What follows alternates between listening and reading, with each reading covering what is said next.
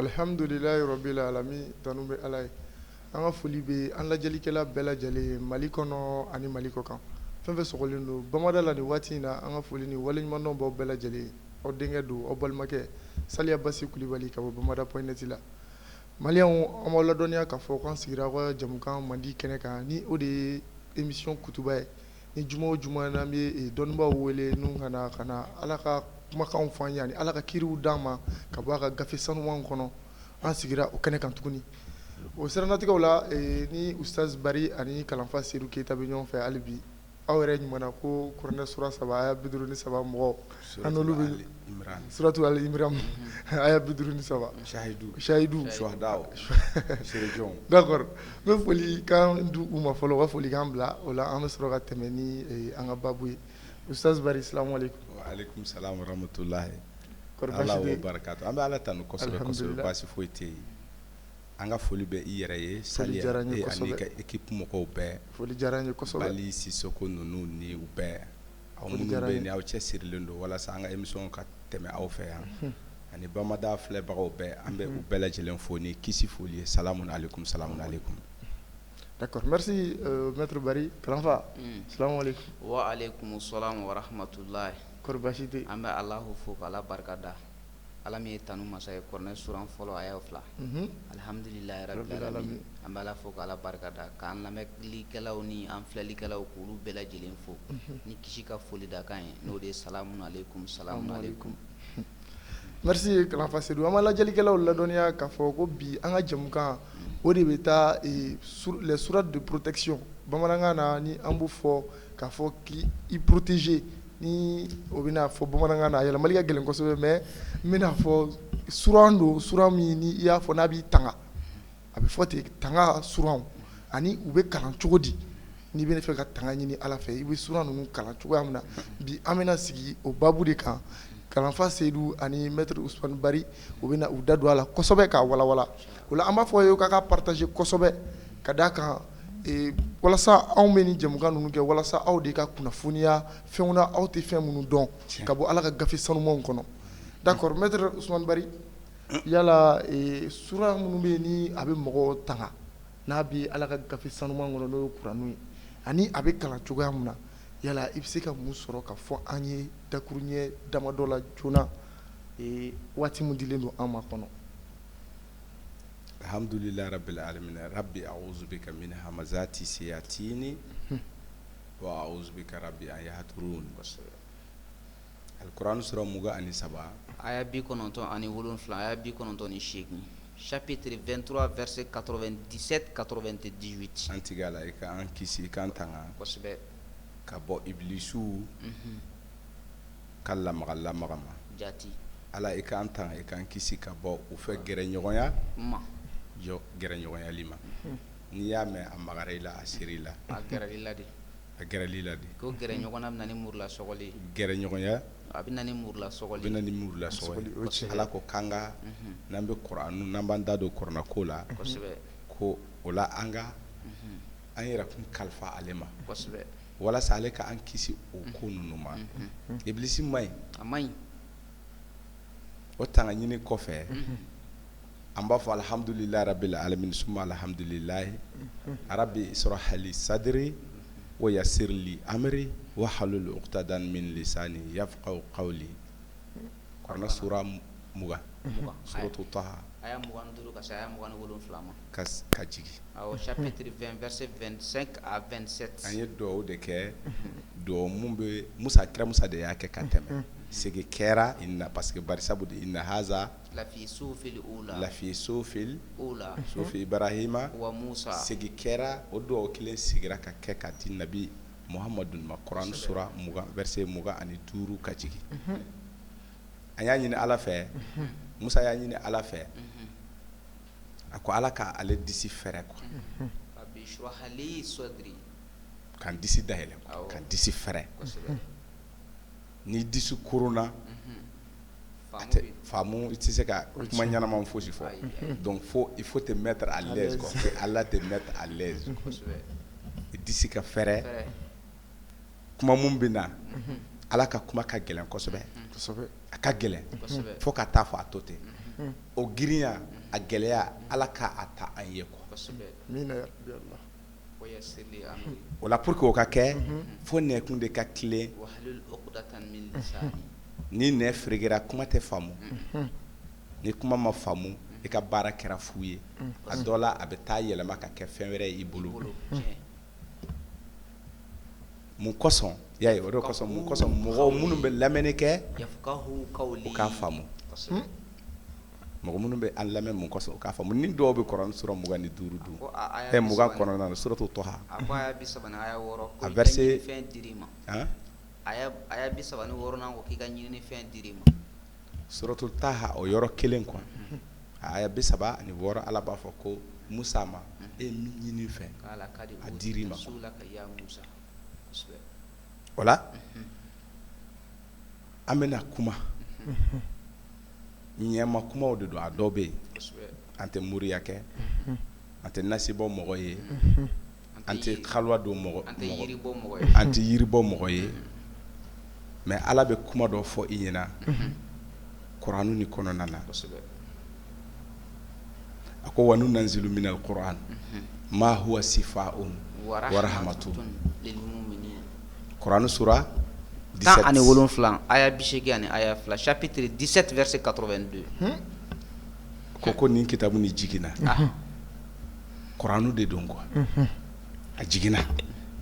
ni ma wala fi dɛ nte bukari ka kitabu ye dɛ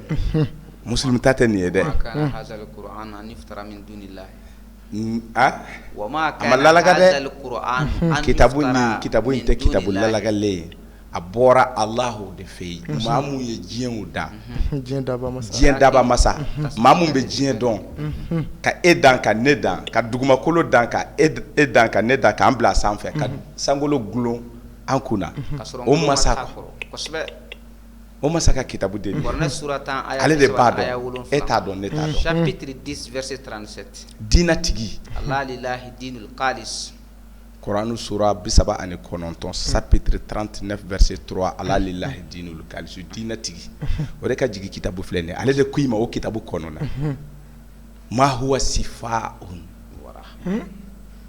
ko fura de bɛ nin kɔnɔ quoi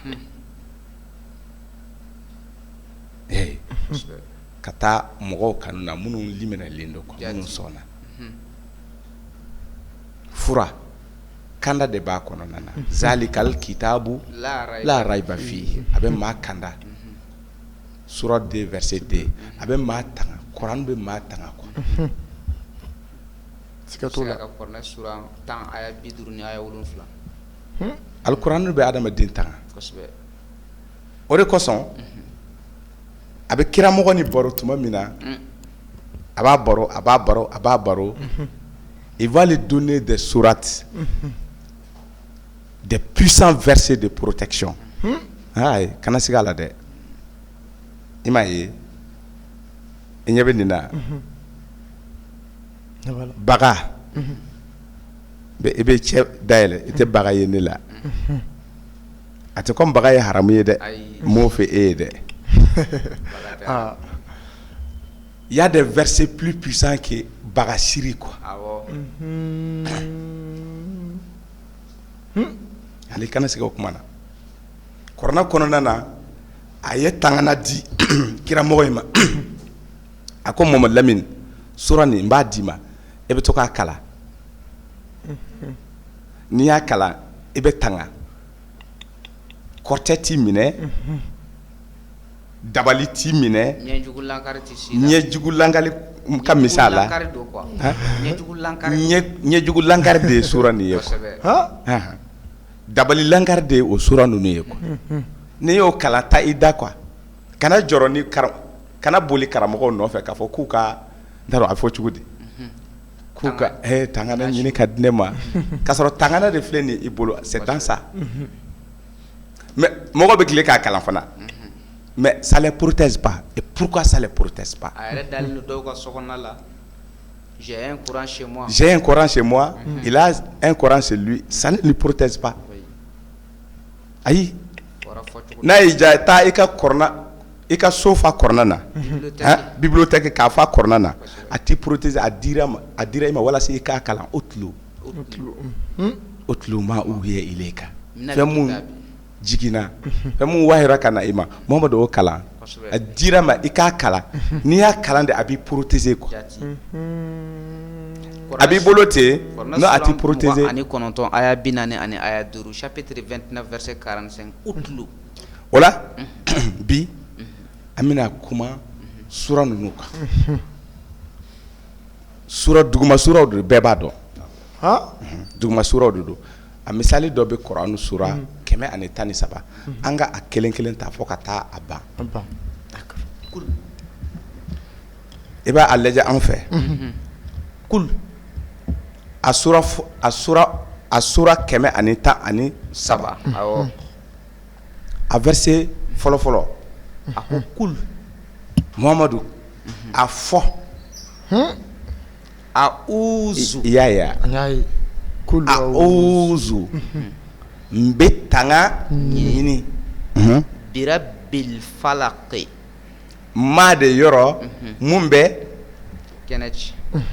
min bɛ dibiw fara ka bɔ ɲɔgɔn na ka kɛnɛ ci quoi ka dibi kɔnɔ ka sin ka yelen nati ka dibi ni bɔ yen quoi maa mun bɛ o kɛ quoi l'américain tɛ se ka dugu jɛ ayi Russie tɛ se ka dugu jɛ karamɔgɔ masakɛ tɛ min bɛ se ka dugu jɛ karamɔgɔw kɔni ko tɛ dani tɛ min bɛ se ka dugu jɛ quoi ka dibi ban ka yelen nati Ala de bɛ se k'o kɛ o ma k'i ka tanga ɲini di qul en français kala d'accord dis je cherche protection auprès du Seigneur de l'aube naissante di ye jumɛn a fɔ qul a fɔ arabukan na i y'a mɛn qul o kɔrɔ de a fɔ quoi a tubabukan de di quoi je cherche protection auprès du Seigneur bamanankan a fɔ n bɛ tanga ɲini maa de fɛ yen maa min bɛ kɛnɛ ci min sharri ma khalaqa a ja Ala ka danni dɔw Ala yɛrɛ danni kɛ mais a b'a dɔn a ka danni ninnu man ɲi ko tanga ɲini ka bɔ a ka danfɛnw juguw tɔɔrɔ ma quoi a ka danniw dɔw tɔɔrɔ ma quoi Ala ka danni dɔw man ɲi quoi tanga ɲini i yɛrɛ kun kalifa n ma n yɔrɔ quoi i tigi fɛ quoi Ala fɛ mun kosɔn ale ka e tanga ka bɔ o danfɛn ninnu ka juguya ma quoi contre le mal des êtres qu'il a créés donc les êtres de Dieu là il y a des êtres mauvais et ma adamadenw dɔ bɛ u tɛ ɲuman foyi kɛ siga t'o la dɛ c'est nous o bɛ juguman façon bɛɛ de kɛ d'accord u ka tɔɔrɔ Ala ka e kisi olu ka tɔɔrɔ ma quoi wa min sharri gasikin iza wakaba nin ye dibi ko ye nin ye aya sabanan ye a ko i ka tanga ɲini Ala fɛ maa fɛ tumana min na dibi bi datuguli kɛ quoi ou contre le mal de l'obscurité quand elle s'approfondit obscurité a bɛ dibi bi datuguli kɛ tuma jumɛn dibi fin kulu Chahid i ɲɛ bɛ i bɛ yaala Bamakɔ première heure ninnu ni su kora sisan 20h 21h 22h fo ka taa bila 23h ninnu i bɛ yaala dugu kɔnɔna na i tɛ sɛfan cilen ye goudron da la mais soli e ka soli 6h e bɛ fɛn sugu bɛɛ sɔrɔ an ka goudron sanfɛ dɔw bɛ miseli bila goudron sanfɛ dɔw bɛ worow de bila dɔw bɛ bɔgɔdaga ci goudron sanfɛ mais a kɛra tuma jumɛn a kɛra tuma min na su dibi yara quoi c'est-à-dire que su araba konjo ngana saba tagama wagati Shahid baro bɛ ka faamu wa kosɛbɛ a ko o wagati dabaliw bɛ kɛ o wagati la maajuguw bɛ dabali kɛ o wagati kɔrɔtɛtigiw bɛ dabali fili o wagati o tuma man ɲi dɛ ko bon ala k'i tanga quoi o tuma ala k'i kisi a k'i tanga o tuma quoi tɛmɛ n'a ye wa min shari nafathati fil uqadi ni aya nani n'a ye yayi ni tutulikɛla ye tafo mɔgɔ minnu bɛ tafo siri tafo baaraw kɛ mɔgɔ minnu bɛ kɔrɔtɛ ci mɔgɔw la u ka tɔɔrɔ tutulikɛlaw ka tɔɔrɔ ko ala kɛ e kisi ka bɔ olu gari fimantigi ni gari bilemantigi ni gari jɛmantigi Allahu akbar contre le mal de celles qui soufflent les entre parenthèses les sorcières sur les nœuds he kabako yeni famu a verset laban ay mun de fo wa min shari hasidin iza hasada ko saliya ko yira kun kalfa ala ala ki tanga ka bɔ hasidi ka tɔɔrɔ ma tuma min aka hasidiya bɛ wuli afɛ e ɲɛ bɛ yɛrɛ la ni fɛn t'i bolo i lafulen tuma mɔgɔw tɛ o yɛrɛ u b'a fɔ ko faden sago siga t'o la o tiɲɛ dɛ mais saliya don o don ala k'i garisɛgɛ wa ala k'i garisɛgɛ fana e ka kɛ ko fɛn ba tigi i bɛ bali ka fɛn ɲɛnamaw sɔrɔ mɔgɔw ka to kɛ i ye ɲɛ filɛli c'est-à-dire que o bɛ dusukun ko sisan k'a tun bɛ an kɔrɔ yan ko il n'avait rien hasidiya de donna dusukun na a y'i juguya quoi a y'i kɔniya quoi hɛrɛ in kɔnɔna na quoi maintenant hasidiya de bɛ wuli a dusukun na o de bɛ ci hakili la n bɛna saliya ɲɛɲini de quoi walasa k'a ka kow tiɲɛ a bolo quoi farafin ka baara ye nin ye donc fo hasidiya de ka wuli walasa a ka se karamɔgɔ kafiri fana ma quoi morikɛ kafiri mun bɛ dabali kɛ ani soma kafiri ani baarajugukɛla de façon générale a bɛ taa i tɔgɔ di ko karisa ɲɛɲini ye quoi hasidiya de bɛ na fɔlɔ walasa a k'o baara kɛ ko tuma ne ma a ka hasidiya bɛ wula a fɛ ko i yɛrɛ kun kalifa ne la ne ala b'i tanga ne de bɛ se ne ka danni de don o tɛ se ka pɔrɔ kɛ i ye nin sura nin ya ça c'est une sourate, une puissante sourate de protection mais Shahid mɔgɔ bɛ tile ka nin kalan ça agit pas sur eux parce que kalancogo de bɛ yen e mira k'i blenden no jaye e hakila i blendelen don k'a sɔrɔ e blendelen tɛ zɛrɛn ka fisa ni ye maître a fɔ cogo ɲuman an bɛ taa Kuran sura 114 fana a laban sura laban an k'o fana filɛ dɛ d'accord kul Muhamadu a fɔ a'uzu birabbin nasi n bɛ tanga ɲini adamadenw maanifinw ka buna adamadenw ma yɔrɔ quoi n bɛ tanga ɲini n bɛ n yɛrɛ kun kalifa ka taa buna adamadenw ma yɔrɔ d'accord dis je cherche protection auprès du Seigneur des hommes ni y'a verset fɔlɔ ye a verset filanan maliki nasi sebayaw adamadenw mɔgɔ masa mun yangalen don adamadenw kan Kuran sura 6 aya 61 wa huwa al-qahiru fawqa ibadihi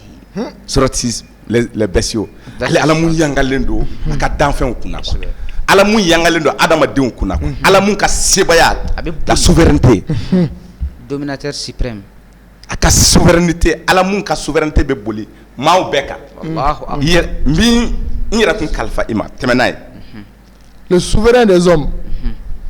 ilahi nasi awɔ ilahi adamadenw ka Allah ala Dieu des hommes Dieu des hommes tɛmɛn'a ye min sharil waswasil kanasi. Contre le mal,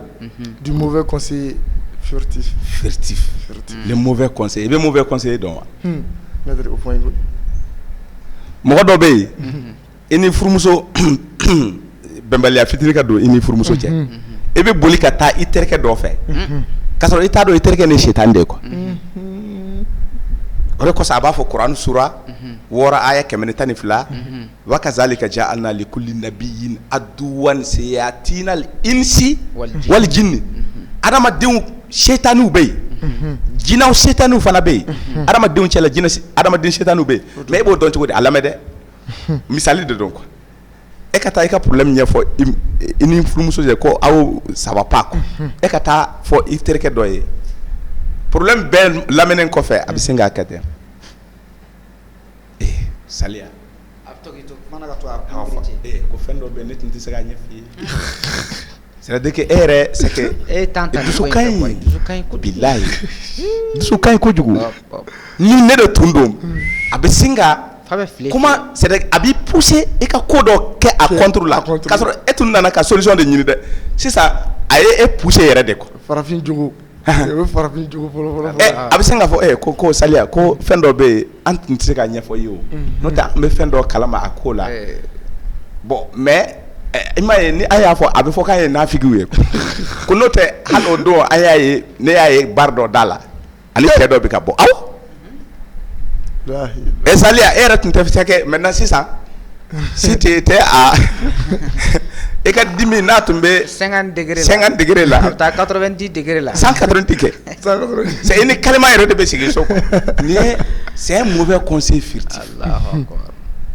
maintenant au mauvais conseil furtif ni tɛmɛ n'a ye a aya allazi yuwaswisu fi suduri nasi aya 5 ale min qui souffle le mal quoi dans les poitrines des hommes oui a bɛ y'a ye a ka conseil a ye kumakan bila ka taa i dusukun kan min ye i dusukun funteni ka taa quoi k'a sɔrɔ e tun nana solution de ɲini a y'i dusukun funteni mais jɔn ni jɔn de bɛ nin baara sugu ninnu kɛ minal jinnati wan nasi y'a ye jinɛw b'o kɛ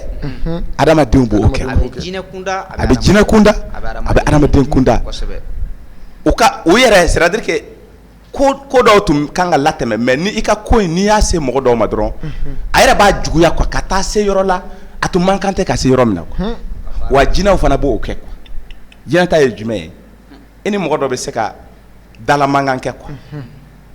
e bɛ taa i ka so kɔnɔ i b'i da quoi i b'i jan i bɛ to k'i ka sanfɛla filɛ quoi c'est à dire que maintenant yuwaswisi jinɛ bɛ hakili jigi a bɛ ouais a bɛ i poitrine pomper quoi a bɛ fiyɛli kɛ c'est à dire que i bɛ miiri tu sais que le gars il m'a manqué de respect hali i bɛ nimisa ko hali ne tun k'a direct quoi i m'a fɔ moi mais a ma tɛmɛ bilahi c'est que i m'a ye o miiriya min bɛ na i ma quoi mais mugu cɛ a la n b'a ka ko ban de mais mugu de cɛ k'a sɔrɔ o idée kɛlɛyɔrɔ la mankan yɔrɔ la o idée tun ma na e la dɛ i taalen i da de a nana i la quoi nin ye jinɛw ka baara de ye quoi o bɛ dabaliw kɛ adamadenw na o bɛ mɔgɔw kɔrɔtɛ fana i b'o ye Kuranɛ sura 38 suratu Sɔd verset 41 Ayuba mɔgɔ mun a ka bana a y'a fɔ bana nin ko sitani de y'ale kɔrɔtɛ oui sitani bɛ kɔrɔtɛ bila mɔgɔ la adamaden dɔrɔn tɛ mɔgɔ bon dɛ a b'i masa ɲɔgɔnya a bɛ i masa ɲɔgɔnya quoi a b'i kɔrɔtɛ de quoi a bɛ toucher i la n'a toucher a bɛ bana bila i la quoi ani masaniya shaitan bi nusbin y'a ye ko sitani magara ale la dimi bɛ ale kan bi Ayuba bɛɛ ye Ayuba ka bana mɛn fɛn caman fɔra Ayuba ka bana ko la dɛ fɛn caman fɔra Ayuba ka bana ko la dɛ o yɔrɔ la k'a ye Ala wele les versets de protection mais nin tɛ an bɛ ka min fɔ nin ye tan o tɛ verset de protection ça c'est des versets de prévention de protection mais o y'a sɔrɔ dɔ in kɔrɔtɛ y'a minɛ ka ban ninnu t'a furakɛ k'a ye Ala wele Kurani sura 38 verset 41 ko Ayuba y'a tigi Ala wele ko sitani i ye bana bila n na a y'a Ala a tigi m'a wele kosɛbɛ mais ay ala wele cogo di o ala wele ni ito ye suratu sobe kɔnɔna na bilen e bɛ to o ye alquran sura muga ani kelen chapitre 21 chapitre 21 verset 83 verset 83 suratul anbiya mun de fɔra o aya in kɔnɔ wa ayuba iznada yayi wa ayuba iznada rabbahu anni masani yadurru wa anta arhamu rahimin ni nyini ika akala ay to kana de surat 21 chapitre 21 korna sura mugan ani kelen aya bisigi ani aya saba abe non ala mun de foye et Job ode ayuba wa ayuba iznada quand il implora son Seigneur le mal m'a touché mais toi tu es le plus miséricordieux des miséricordieux. Bon c'est ça ala donc walqat sarafna linasi fi hadha alquran min kulli masalin misali bela jelen de be di aw ma korna konna ala ma fako korna e fura de wa kosebe ma huwa si faun d'accord mo mun kortelen no nyema soro ala ayuba ye ala wele ni ala to mun ye ima ye ayi ala to wele ala ba fako ayo ke doron ko anya kene duguma aya ni ala to de ya kene ya ko maintenant aye baro de bo ala kiraye ko wa ayuba iznada rabbahu anni masaniya obo sisan ne e kanga o kala e ba e kanga fo chodi ina fo problème do be atigila mo ko dala sisan edunte ayuba ye e ba kala damne mi le mal m'a touché. Oui, c'est clair. Allahu akbar. Le mal m'a touché et quand il de ma. Mais Nico wa ayuba iznada barodo de bora iye ko. Ah oui. Wala sa akake ima misali. Anni masaniya. Maintenant il va faut anni ne. Masaniya duru wa anta arhamu iba klisi. Iba ye akoko Quran sura bisabani shegi. Verset binani kele binani fla. Ko tumana mena ayene ala wele nyeji koye ne ko ngaki sinke ka duguma kolo goshi jibe bo aki koni oji aka domi ala otenashi ya anashidu donc ne edo do eba ke chugudi ifana beta nabila isa ka misali ta Quran sura 12 chapitre 5 verset 110 abe akon nabila isa ka kibara ke ma sorowa abeto aka abeka amankoto kabe bakito frake kabe fiento nyeyele alamede kabe suukuna abeto barola ako ka tumbe bogota ka bogo ni lalaga ka ke ina fo kono abi fieli ke kata ama donc fieli misali be yende ko donc ni en kilisi e ba fie jila e bi ko e be domi. Oui, ça c'est pas des versets de protection hein. Ça c'est des versets de guérison atigla moko bana ya soro ka banko. Mais en kambe verset de protection ma ambi sengata bon ni tunya entre parenthèses ka do di do moko ma ni fana fi sama chia do ye entenda do atola de wa ikana moko ko u kan wile kama ato ina fo to bala de ko to bala de abere folen flene voilà abere folen flene tan sen ko kun faida do fo ko ma yordo fa borodo de boraka ambe ka lakali ka lame korna be abela jele ka aresrema ni lame mena amena misali do ta misali were wala sa verset de protection les sourates de protection ni oye qul a'udhu bil falak ani qul a'udhu bin nas, c'est des sourates exclusivement des sourates de protection. Mais à kalanchogo de bey ni ima kete ça n'agit pas sur toi. Hasatu reba wele ko mu'awizataini ko tangani suran fla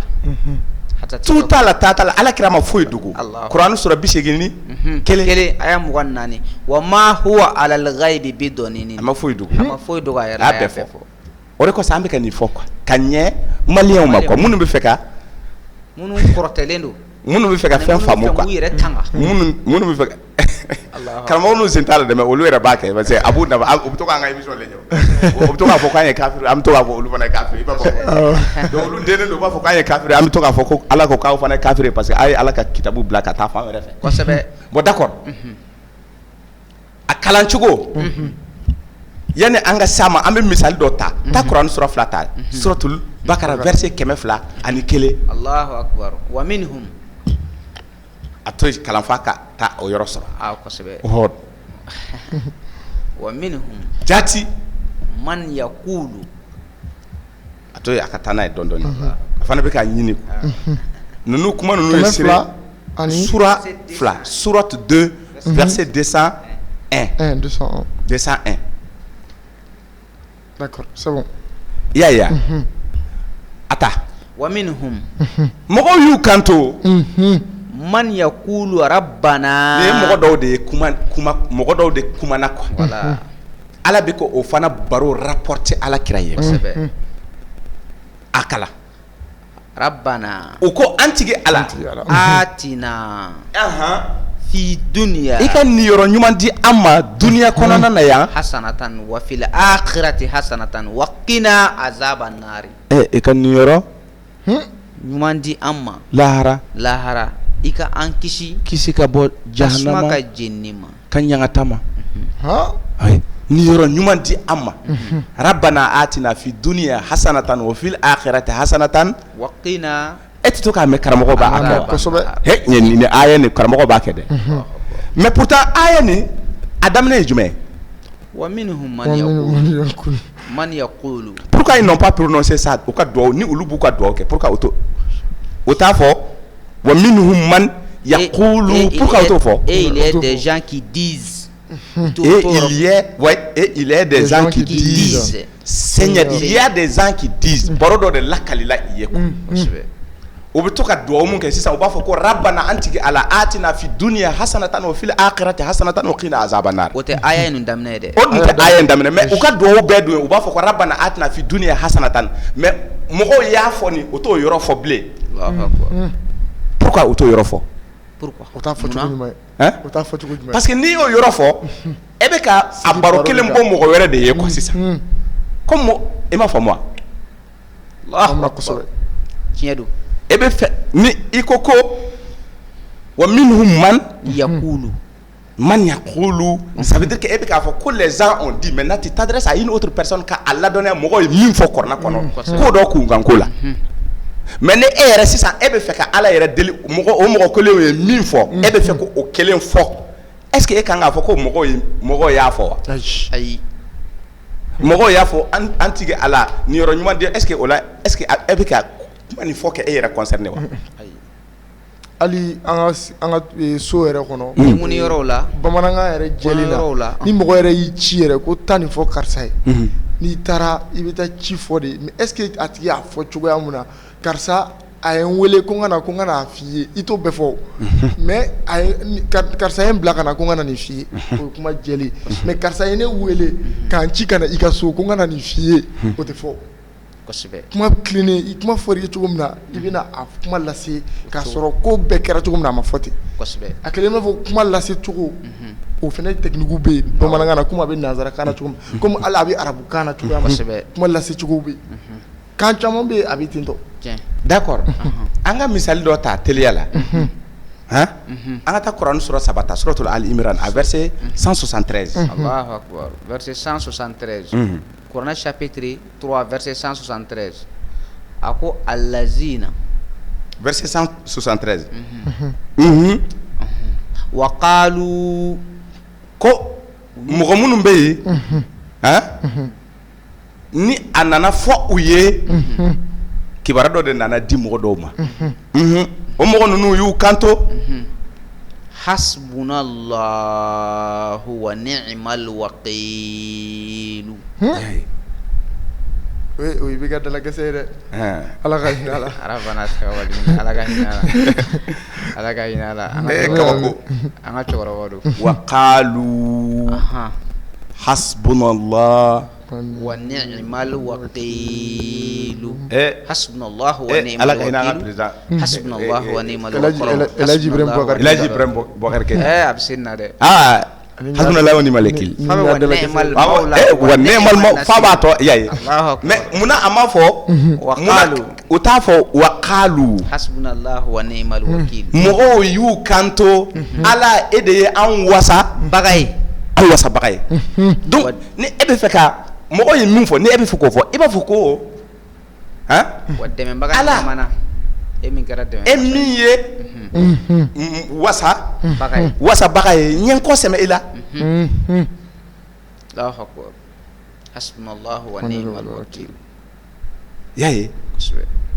d'accord ni faamuna kosɛbɛ faamuyara an ka a'udhu billahi minash shaitan an bɛ a surunya han misali wɛrɛw bɛ yen an y'a surunya walima an ka kelen fara a kan an ka suratu Yunus ta kuranɛ suran 10 chapitre verset 85 ni 5 Allah 86 ni 8 suratu Yunus chapitre 10 du Coran verset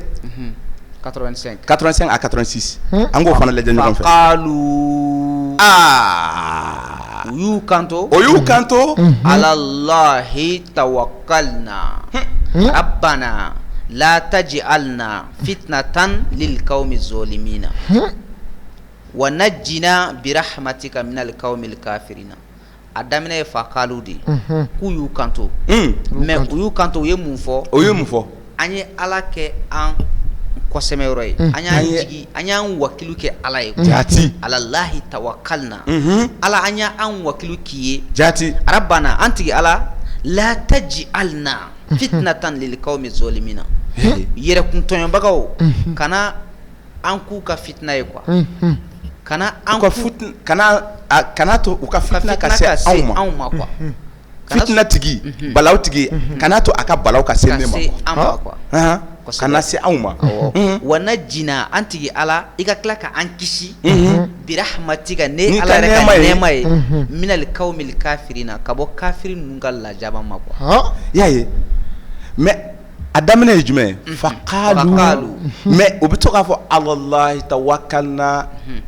alallahi tawakkalna rabbana la taj'alna fitnatan lil qaumi zalimin wa najjina bi rahmatika minal qaumil kafirin alallahi an b'an wakilu kɛ Ala ye min wakilu kɛ Ala ye min wakilu mais ni ko karisa ko k'a bɛ wakilu kɛ Ala ye e k'o fɔ a tɔgɔ fɔ est ce que e y'a fɔ e bɛ k'a lakali de o don mais ni a yɛrɛ y'a fɔ cogo min na a dun dir'i ma walasa a ka kɛ misali ye e ma o de kosɔn a lakalila i ye quoi donc n'i b'a lakali mɔgɔw ye i b'o kelen de fɔ i b'a fɔ faqalu u y'u kanto n'i bɛ mɔgɔ dege kɔrɔna na ka mɔgɔ ladɔnniya kɔrɔna na e bɛ faqalu nin fɔ a ye o ye i bɛ k'a lakali a ye maintenant ni e bɛ e yɛrɛ kun sisan e bɛ fɛ k'a kɛ i b'a fɔ ko alallahi n tigi Ala n wakilu kɛ e mais n'i ko o y'u wakilu kɛ e ma a ye bɛ k'a lakali de d'accord a misali dɔ filɛ nin ye Kurani sura yarɔ bɛɛ bɛ a'udhu billahi minash shaitani rajim karamɔgɔ ninnu bɛɛ b'a fɔ mais a'udhu billahi minash shaitani rajim a'udhu billahi nin yɛrɛ a taara min a taara Kurani sura 16 Kurani sura chapitre 16 verset 88 chapitre 2 du Coran suratu Baqara verset 67 qala a'udhu billahi jɔn ka kuma de kosɛbɛ jɔn ka kuma don Musa kira Musa de ko qala a'udhu billahi an akuna minal jahilina Ala n tanga i ka n kisi ka bɔ minal jahilina jahiliya ma c'est à dire kodɔnbaliya ma n kana kɛ kodɔnbaliw dɔ ye n kana kɛ kodɔnbaliya dɔ n kisi o ma quoi qala Musa de y'i kanto qala donc o dun b'a fɔ a'udhu billahi k'a sɔrɔ a daminɛ ne qala Musa kala Musa munna o ma kala Musa nin fɔ n'u bɛ a'udhu billahi fɔ parce que n'i ko a'udhu billahi sisan e yɛrɛ de i fana bɛ ka Musa ye ɲɔgɔnna ye min fɔ i b'a la k'o de fɔ a'udhu billahi n fana bɛ tanga ɲini i fɛ mina shaitani rajim Kurani sura 16 verset 98 Ala ko n'aw bɛ kuranɛ kalan tuma o tuma a ka Faiza karatal Qur'ana fasta'iz billahi minash shaitanir lorsque tu lis le Coran demande protection auprès d'Allah contre les satans bannis contre le diable banni donc c'est ça y'a ye minash shaitanir rajim donc i b'a fɔ yen fɛ a'udhu billahi n bɛ tanga ɲini i fɛ ka bɔ shaitani tɔɔrɔ ma mais n'i ko qala a'udhu billahi minash shaitanir rajim i ko karisa de y'a fɔ mais e m'a fɔ fɔlɔ e bɛ k'a lakali da ye min fɔ i n'a fɔ a lakali Alakira ye cogo min na i n'a fɔ Alakira y'a lakali an ye cogo min na maintenant sisan ni e yɛrɛ de b'a fɔ u yɛrɛ b'a fɔ a'udhu billahi minash shaitani rajim mais d'accord danfara jumɛn de bɛ o ni qul a fɔ yen qul a'udhu bi rabbil falaq sisan an bɛna an ka sura in na danfara mun bɛ yen n'i ko qul a'udhu bi rabbil falaq min sharri ma khalaq kul o kɔrɔ de a fɔ yamarukan de don yamarukan de don oui a bɔra tɛmɛ n'a ye d'accord yamarukan de don wayu jiginna muhamadu mun kan sallallahu alaihi wasallam a fɔra ale de k'a fɔ muhamadu a fɔ mais ni e fɛnɛ nana k'i e bɛna o tanga ɲini e t'a fɔ bilen ko a fɔ parce que ni e ko a fɔ e bɛ ordre di jɔn ma oui e b'a di jɔn de ordre di jɔn ma c'est pour que ça n'agisse pas exactement mais e kan ka mun de fɔ o la e b'a fɔ de n bɛ tanga ɲini voilà donc a'udhu bi rabbil falaq min sharri yaye a'udhu n bɛ tanga ɲini i fɛ mais n'i ko qul dɔrɔn ça faussé kul a fɔ jɔn b'a fɔ jɔn b'a fɔ tiɲɛ na an ka yɛrɛ ɲininka o la donc mais u ko k'u ye arabukan in dɔn o fana m'o dɔn ma foyi de kalan koyi maintenant sisan ni e ye den walima kalandenw b'i bolo e kan ka u ladege les versets de protection i b'a fɔ qul karisa a fɔ quoi qul a'udhu bi rabbil falaq walima i bɛ ka mɔgɔw kalan i b'a fɔ qul a'udhu bi rabbil falaq min sharri ma i bɛ ka mɔgɔw de kalan maintenant sisan e yɛrɛ i bɛ fɛ ka tanga ɲini Ala fɛ ka bɔ juguya adamaden juguyaw kɔrɔtɛtigiw hasidu o tɛ wa e man kan tɛ k'a fɔ qul a'udhu bi rabbil falaq bilen n'i ko qul a'udhu bi rabbil falaq e bɛ ka mɔgɔ wɛrɛ de yamaru e m'a fɔ donc du coup ça n'agit pas sur toi tu dois dire de a'udhu je cherche protection o cogoya kelen na a'udhu bi rabbin nas o ye e bɛ ka mɔgɔ dɔ de d'accord maître ɲininkali dɔ bɛ n bolo n b'a dɔn n yɛrɛ ka ɲininkali tɛ mais n b'a dɔn an lajɛlikɛla caman bɛna ɲininkali tɛngu an na mais teliyala k'o yɔrɔ walawala u ye ka d'a kan i y'a fɔ ko kul n'i bɛna tanga ɲini kul in bɛ bɔ a la mais maa caman bɛ yen u bɛna ɲininkali kɛ ko yala seli fana kɔnɔ bɛ kul in bɔ a la wa ne kɔni b'a dɔn mais n b'a dɔn ɲininkali u b'a kɛ mais seli in yɛrɛ o yɛrɛ de dir'i ma walasa e k'i yɛrɛ kun kalifa o de kɔnɔna na e man kan tɛ ka kul fɔ n'i ko kul dɔrɔn ça n'agit pas sur toi e ma i yɛrɛ kun kalifa ni kuma in fɔra kɔrɔ min kan ka d'a kan an ka karamɔgɔw b'a fɔ an ye ko haya la ko foyi tɛ tigɛ ka bɔ haya la o de kɔsɔn de fɔ ka caya mais o de kɔsɔn an yaalala o k'a yira k'a fɔ olu yɛrɛ b'a tigɛ arabana atina ninnu daminɛ tɛ o ye o don karamɔgɔ yɛrɛ b'u yɛrɛ minɛ o la dɛ alalahi tawakkalna ninnu o y'a ta o y'a ta a caman cɛ rabbana atina fi dunya hasanatan rabbana in daminɛ tɛ aya in daminɛ tɛ rabbana in aya in daminɛ wa minhum man yaqulu di n'i nana kuranɛ yɛrɛ sura 25 ta a aya 70 ani aya 4 a b'a fɔ yen nɔ o kelen de bɛ yen wa minhum man yaqulu rabbana hab lana min azwajina wa zurriyatina mais i t'o mɛn o aya fana daminɛ tɛ rabbana hab lana min azwajina ye tiɲɛ don aya in daminɛ bɛ yen o ye yakuluna walima yakulu donc a fɔ u y'a fɔ donc o de bɛ aya daminɛw la donc n'i yɛrɛ ye k'a la a y'a fɔ yakulu a bɛ k'a fɔ kul a fɔ donc kul ni yamarukan de don quoi donc e bɛna dɔ de yamaruya donc ni e yɛrɛ bɛna fɔ sisan e kan k'a daminɛ yɔrɔ min na sisan o de fɔlen filɛ nin ye ɲɛ m'a fɛ c'est comme qul a'udhu rabbil falaq qul huwa allahu ahad allahu samad a fɔ ala ye kelen ye a fɔ ala ye kelen e fana seginna k'a fɔ ko a fɔ ala ye kelen est-ce que e y'a fɔ ko ala ye kelen i m'o fɔ dɛ ne k'i ma n ko saliya qul huwa allahu ahad a fɔ ala ye kelen yamaru de don bon e fana seginna kan ko a fɔ ala ye kelen o c'est-à-dire que ni e bɛ ka mɔgɔ wɛrɛ de enseigner e bɛ o fɔ o mɔgɔ ye quoi e kan ka mun kɛ ne bɛ k'o de fɔ ye a fɔ ala ye kelen e fana seginna k'a fɔ qul huwa allahu est-ce que e y'a fɔ ala ye kelen ya n ko a fɔ kelen dɔrɔn jate la quoi a fɔ un di un e tilala segin k'a fɔ di tiɲɛna o mokiri e kan k'a fɔ de un di deux i b'a fɔ deux maintenant ni e kan ka mɔgɔ kalan i b'a fɔ di de mais e yɛrɛ bɛna sisan e yɛrɛ de y'a fɔbaga ye i b'a fɔ huwa allahu ahad walima allahu ahad allahu samad nin ye direct de ye ala e ye kelen de ye i ka seli kɔnɔ i adressé ala yɛrɛ la directement oui e de ye kelen o de tun ɲinina e fɛ k'i k'o de fɔ mais n'i ko ko qul huwa Allahu ahad e bɛ k'a fɔ ko a fɔ ala ye kelen e bɛ ka ala de yamaru k'a fɔ kelen ale ye kelen ou bien e bɛ ka dɔ de yamaru tiɲɛ yɛrɛ la ni dɔ de bɛ e kɛrɛfɛ e bɛ se k'a fɔ oui qul huwa Allahu a fɔ ala ye kelen mais sisan e yɛrɛ de bɛ ka seli e bɛ na ala mankutu quoi ala ka kelebanciya fɔ e tilara k'a fɔ ko a fɔ ala ye kelen e bɛ k'a fɔ k'a fɔ ko jɔn k'a fɔ ça n'a pas de sens ça n'a vraiment pas de sens ça n'a que de sens que quand tu enseignes là tu es obligé de dire qul n'i bɛ ka mɔgɔ de kalan